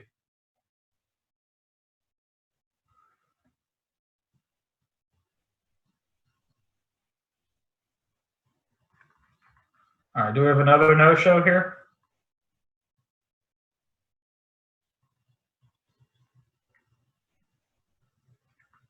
Okay, 5, 4, 3, 2, 1, abort. All right, let's play somebody else. Color complex. All right, good luck to you, color complex. We'll see if I can make your name count. All right, so e4, e5. It's not very much fun. Let's play the Scotch because why not? He didn't want to, so let's just keep going. Developing. Now white, I think, is already pretty comfortable because black. Well, the Scotch is a very ambitious opening. White's trying to take the whole center with his space, and black usually has to fight back by like getting ahead in development and threatening stuff. And here, because black hasn't done that, I think I should be a bit better. So castle. At any moment, he can take on d4 and trade some stuff like this, but I mean, he's going to be slightly worse here. This is not the end of the world by any stretch, but black definitely is a little bit worse.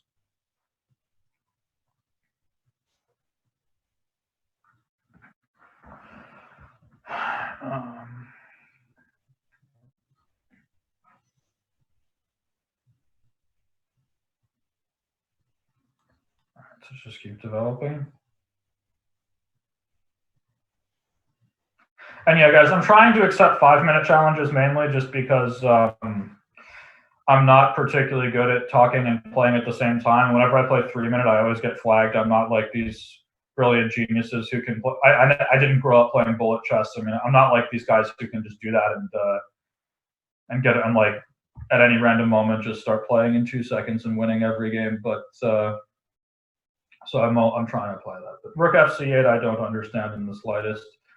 I'm just going to go bishop d4, which I mean, I don't love trading pieces, but I actually think it's better for me to trade off these bishops than to let him take on c3 because I think my knight is really good. And now I could play e5 next, but the space advantage should be pretty nice here. And this rook f(c)8 feels very out of place.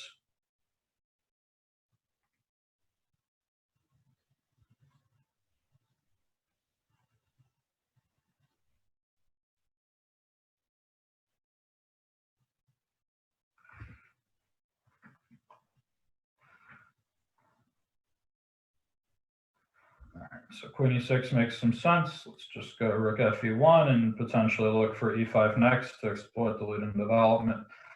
So with a6, he sort of begged me to play e5.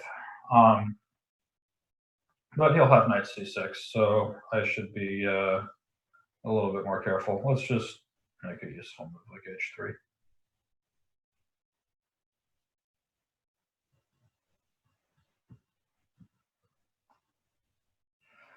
I didn't get as much out of this game as I was sort of hoping for, but it's okay. All right. So in the interest of continuing just attacking everybody, I'm going to play rook e3 and look for a rook lift. At some point, I could also consider knight d5, putting my knight in a really nice square. And if he takes it, to just take over the only open file, which I think, I mean, it looks boring and symmetrical, but with me controlling the only open file, it could be an interesting way of playing chess.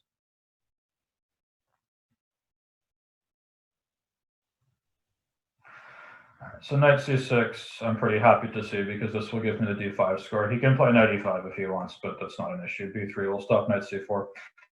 He cannot play c6 because the d6 pawn is hanging, which means my knight is going to get to d5. And once my knight gets to d5, it's going to be very annoying for him to deal with because he can't play c6 very easily. And otherwise, it's going to like sort of tie him down to the defense of the pawn on c7. Maybe he should play knight e7 here, but this whole knight c6, e5, g6, e7 across 4 moves is not particularly inspiring. So what should I do now? It's not so easy to punish him, though. He's still very solid. Let's just go knight f4. Hit the queen, let him figure out how he wants to deal with it. So queen f6. Let's go rook g3 and keep attacking people when I shouldn't be attacking people. So I'm obviously threatening knight h5, but it can't be too hard to deal with. I guess if he plays knight g6, though, I'll bring my knight back to g5, and that could be annoying for black. Yeah, so I'm going to get knight d5 back now. And if queen e5, I believe I can get away with f4. All right, so queen e6. And I'm thinking I can get away with f4 here. If I play f4 and he takes on e4 and then I go rook e1, his queen is just about trapped, and if queen f5, I have rook g6. So I'm going to go ahead and play f4 and try to bust him on the king side.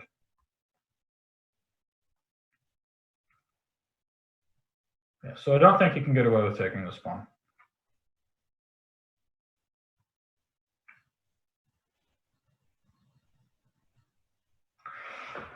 But it's hard to find another move because f5 is threatened. If c6, there's always knight b6. But yeah, this I think now loses on the spot to rook e1. The queen is just about trapped, and if queen f5, I have rook takes g6.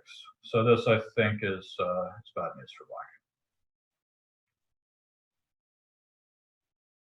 Okay, so he sacks the queen, but this one I will be able to put away.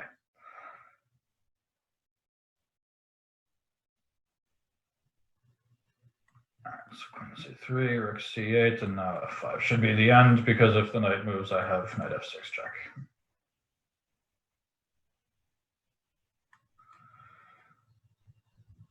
All right. So color complex is also going to keep playing. That's fine, but I expect, okay, never mind. Okay, so good game, color complex. You're pretty solid, but it was I managed to break through. Okay, so who should I play with? Anyone new?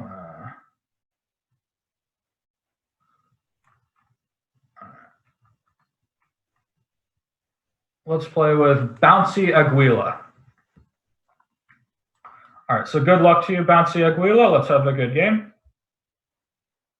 Okay, so I've been told I have to play the French at some point today, so I'll try playing the French. And he plays b3, which means that the French turned out okay. I could have played c5 there, of course, but in the interest of playing more like a French, I'm going to do it this way. Okay, so he's playing something sort of like a Rubinstein French, and I'm just going to play what looks like an improved Rubinstein French. I'm not going to try to hang on to the e4 pawn. All right, and he castles long, and I haven't castled short yet, so let's go after his king. a5. Okay, so he plays a4. It's probably pretty sensible, but I'm going to get ready to play b5 and just start throwing stuff because, well, it seemed to work so far. All right, so g4, I'm going to castle now because I don't want to walk into g5 and hang on g7. And I think I'm going to win this race. I'm going to just start throwing stuff and attack him before he can attack me. So h5, let's go a4. I would need to talk like a French too, but whenever I speak French, people make fun of me, so I shouldn't do that. Okay, so he's coming after me, which is, you know, good for him. It's what you're supposed to do, but I think, you know what, let's just give a piece, because why not? He can take on f6 if he wants it.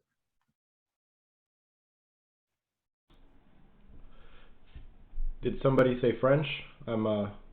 You know, I hear somebody said, well, they wanted me to play the French, and now they want me to speak like a French person. I don't know if means they want me to speak French or if I should just have a ridiculous accent. But for those who weren't here earlier, this is the voice. It's not the voice of God. It's not Morgan Freeman.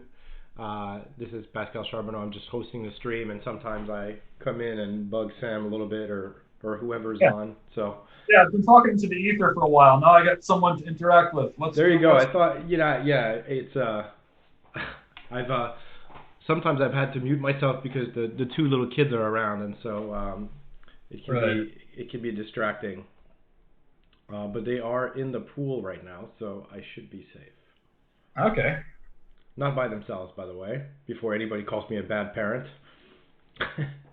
All right. So I sacrificed the piece, and he didn't take it, which means I'm going to be doing okay here, because now I'll have queen c7 check and bishop b7. But yeah, it looked like you won the race, like you said you would.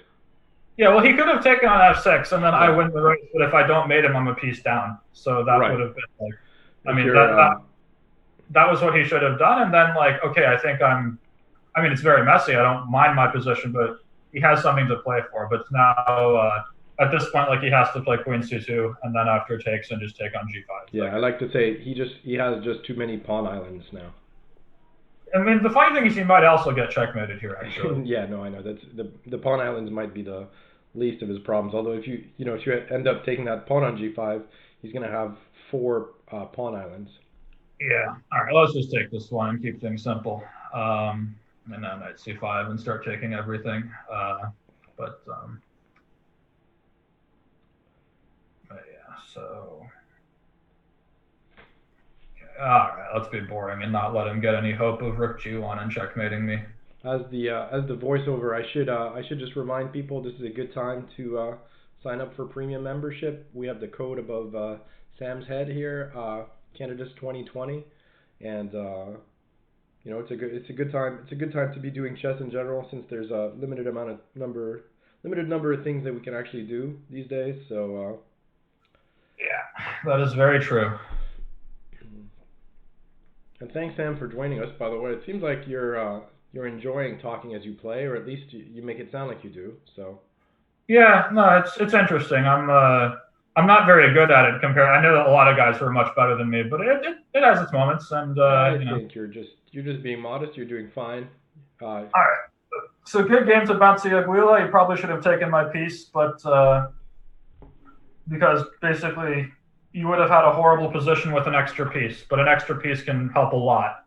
Instead, you had the horrible position without the piece, and that's how things go wrong. All right, so let's play with toast brat. That sounds like something fun. So yeah, okay. We'll see if we keep getting more Sicilians. Someone wants me to impersonate Laurent. Uh, I did watch the video of Laurent with Jan Gustafsson promoting their pawn structure essential pawn structures video, and the English is very funny. At some point he says maybe e4 doesn't exist after all. That's my impression. So there you go. I did it. It's actually not the best impression, I think. Not that good. He's very hard to impersonate because I don't know, maybe it's just me, but he doesn't sound like a normal French accent to me somehow. He sounds different. I don't know if you feel the I same don't way. know. He's somewhat, somewhat typical French accent. I don't know, but I'm not very good with impersonating accents. Like in English, I'm terrible. I can't do I can't do a good British or Aussie or I mean I can tell them apart, but I definitely can't. Yeah, I wouldn't be like a comedian doing impressions. Once upon a time, I don't. I mean, I don't know if it's not kosher to mention other chess sites, but I did a video for chess.com where covering a game that I played with Melek Kachian, and I said at the beginning, "This is Melek Kachian," and did the entire video doing a Melek Kachian voice. Yeah, that's Uh, pretty good. and it turned out most people, and they actually said it was one of Melek's videos, but in the information part. That's pretty And, funny. So he's got, I guess, sort of because Armenian accent might be a little different than the stereotypical Russian. I don't know. well, my big thing was I had a very good inflection on when he was saying Brunfeld defense like that. Yeah. But it was pretty goofy, but it was fun. That's funny. My Russian accent might be the better accent that I might be able to do a Russian accent better than French, just because with chess we've been around it so much. The Russian accent. This is true, but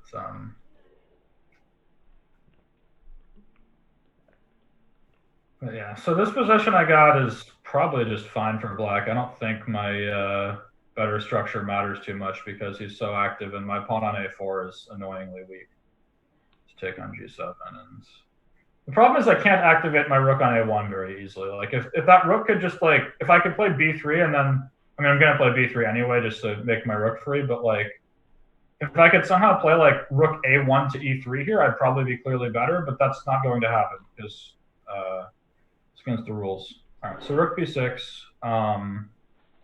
I might just be worse here, honestly. I don't see how I complete my development very easily. If I play queen d1, he goes rook c8. Yeah, I'm probably just worse. Let's go queen b2. I think that's the best way to keep everything protected, but I don't like using my queen as a defensive glorified pawn, basically keeping everything under control. This guy's playing pretty well. This might be my second loss. All right, so I gotta bring my other rook active. I don't think he can do anything nasty with the bishop. So bishop f5. Let's overprotect this rook on the second rank.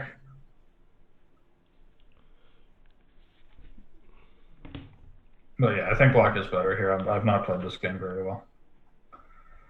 Okay, so rook there, but that at least frees my queen a little bit. My knight is still pretty terrible. Let me go. Let's just go f3. I might want to bring my king to f2 to overprotect the e file. All right, so h5. F2. All right, so b5, and now I'm going to have trouble keeping everything defended because after a takes b5, which I think I have to play, and then queen takes b5, rook e6 or something, which was not good for me. But here we sort of see what I mean by my king coming to f2. It's like I'm not worried about bishop c2 and rook e1 mate anymore. I can potentially play knight e3 next. So I think f2 was very useful. I still think black's doing very well here, but it's not as bad as it was before. Right, so now he's going to try to take that one, which makes sense. But after c4, I should be doing okay. This endgame should be a draw, I think, actually, pretty soon. But I don't know, though. If queen c2, I can play c5. Queen b3, if I play c5 now, this pawn is actually really good. Yeah, let's play c5. I think I actually have chances here, because now my rook is, like, behind the passed pawn perfectly, and, like, here the extra kingside pawn doesn't matter very much. In fact, yeah, I think I've turned this around. So I was in some trouble before, but now I like my position. I mean, he can move the rook back, but that doesn't... Okay, so he moves the rook, and then... So let's say if I take b3 and then go rook c2, his king is not in time to get back. So I'm going to take, and now rook c2. If a3, c6, a4, c6, a3, c7, rook b2, c8, queen. And I'm defending the rook. So I think he's going to have to... His king is trying to come back, but it's not going to be in time. He's going to have to play rook b8, and now... Yeah, this is probably still okay for him, but... Okay, it's... He goes rook c8, and now this should be fine. Yeah, so I expect this to end in a draw, but I thought I had some chances for a moment, but I was wrong. So if king e3, king e7, king d3, king d6, I'm just losing that race. So I'm going to take on d5 and a5, and yeah, this is going to be a big draw. But maybe I can push a little bit because I have the better structure, but I can't imagine I'll get very far. So let's go d5.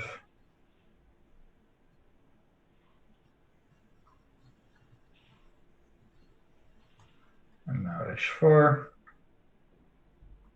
But he can play like g5 or something. I mean, there's no particular difficulties for black here. So I'm going to go f4 and try to free my king. I had actually an identical endgame like this against McKenna a long time ago, and he showed like exactly how to make the draw here. The problem is like he's going to put the rook on d4, for example, and then when he plays f5, like I can, yes, like we get something like this. And now when he puts his rook on a square like d4, I can never kick him off the d file, because when I play king e3 and then he plays rook d1 back, I won't be able to do anything. So yeah, like if he goes rook d4 here, king e3, rook d1, like because the pawn on f5 stops my king from coming up, I think this is just a draw. So I don't think there's much reason to try further, and I want to play other people. So I'm going to offer him a draw here. So this was a back and forth game. Good game to Toast brought. It looks like you had some good chances at some point, but then once I wriggled out of it and it looked like you were under pressure, I think you defended very well. So that was well played. Bouncer. I like that name. I'm playing with a bouncer. Played very solidly. Yeah. No, he played quite a good game there. All right. Did you have I should probably know this, but were you in some of the tournaments that have been canceled? I mean, I guess the U.S. Championship officially has been just postponed, right? Yeah, I don't know what will happen with that. I mean, the guys at St. Louis Tresco were fantastic. I'd be shocked if they don't have some kind of replacement. They're very, very good at what they do, and they always make the best decisions. So Yep, we chess players are lucky to have them for sure. so I don't know what will happen with that, but I don't know of any. I mean, I didn't even have any other events planned. It's tough. Like, I mean, you know, when I was like 27, 30, I was getting lots of invites, but then I had this really horrible year for a lot of reasons. And now, like, first of all, there were no tournaments. Now there's really no tournaments because of coronavirus, but it was hard. It's hard to like get invited anywhere Do you or play? Do you play in any of? Isn't it the second time you've had this exact position today? yeah, and that's actually the first time was the game I lost today, That's so pretty maybe I funny. shouldn't be repeating this like a knucklehead, And but this guy actually played knight g5, which was what you recommended. that's what I thought was best. But I mean, it's but that game I lost, I was up a pawn and I did it wrong. I mean, I don't think I lost because of the opening. No, no, yeah, of course. I lost because I made a mistake later. So This doesn't look so um, bad for you, does it? yeah, I think I remember now. If I play cd4 and he goes like h4, it's an interesting attack. So I'm just gonna freestyle and play f5 I like it. Freestyle. Do you actually freestyle? Are you in one of the tournament game. rapping chess players? No. I don't do that. I'm I think some I of your will leave that. Bay Area colleagues might have been. Yeah, I don't know. There's people who have done that, but yeah. I played in the Prague Masters to Cthulhu. That was a fantastic tournament. That's always been one of my favorites, and I was happy. I mean, I tied for first with playing with 5 blacks and 4 whites and leaving some points on the board. So I was really happy with my play in the Prague Masters. Like that was when I started to like play well again. Because this year, like this past year, a whole lot of things went wrong, and that's sort of I think.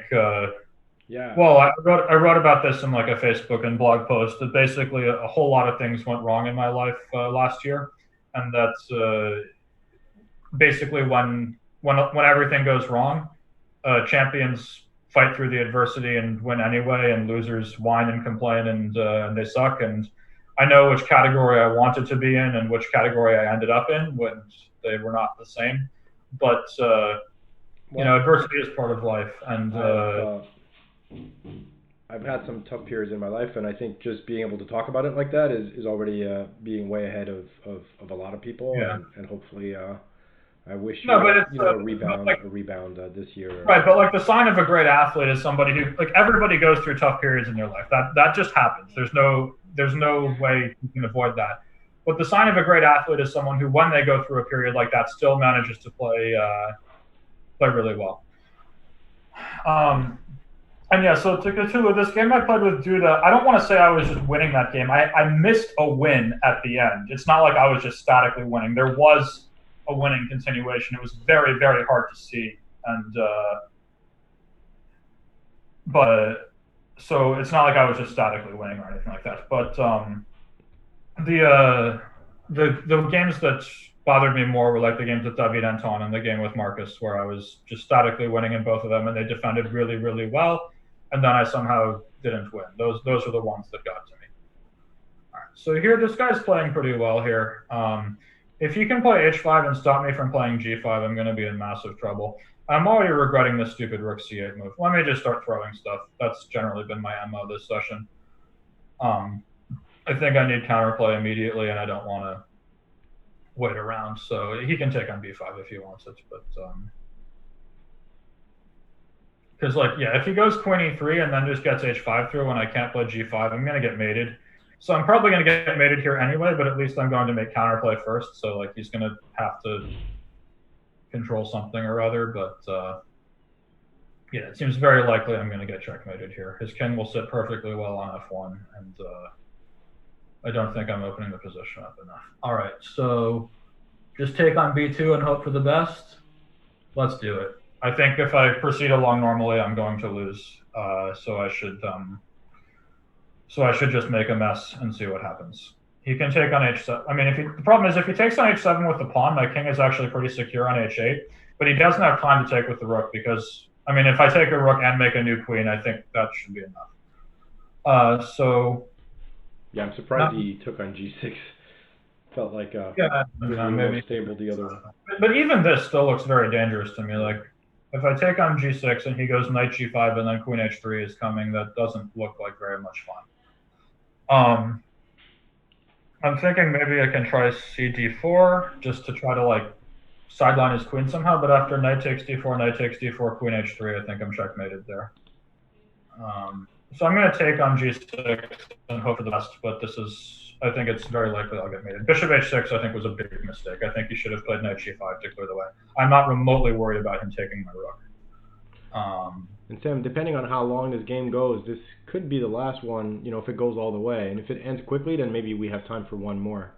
Sure. We have another. We have Ali Reza Firouzja taking over at in 5 minutes at 1 o'clock for me, 10 o'clock in the morning for you, and for some of our European viewers, obviously a totally different time.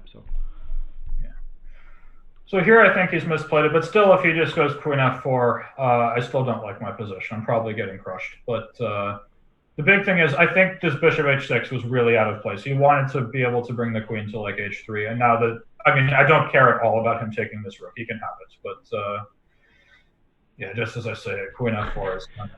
I always wonder if the guys that we're playing are actually listening. Sometimes they are, sometimes they're not. Maybe they're on a delay of some kind. But the problem is here, it's still very hard for me to make counterplay of some kind.